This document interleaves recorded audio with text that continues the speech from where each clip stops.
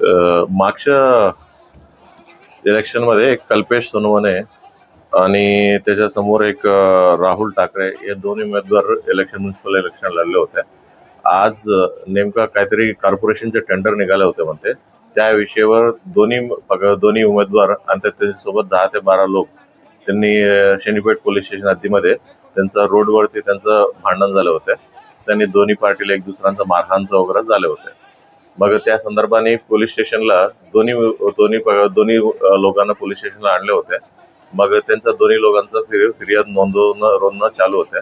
एकाला एका रूम मध्ये, दुसऱ्याला दुसऱ्या रूम मध्ये त्यांना बसून घेतलं. मग ही जेव्हा घटना त्या रोडवरती मारामारी झालं होतं तेव्हा राहुल ठाकरे ह्या माणसं तिथं नव्हते. मग ते अचानकपणे पोलीस स्टेशनला आलं आणि जेव्हा ही फिर्याद नोंदवत असताना आणि माझ्या बहिणीला तुम्ही शिव्या दिला मी नसताना असं ते बोलत, म्हणजे त्यांचा जो फिर्याद नोंदवत होता कैलास सोनवणे, ते कल्पेश सोनवणेचे वडील आहे, त्यांना मारहाण केलं होतं. मग तिथं पोलीस स्टाफ होते त्या रूम मध्ये आणि बाहेर पण होते.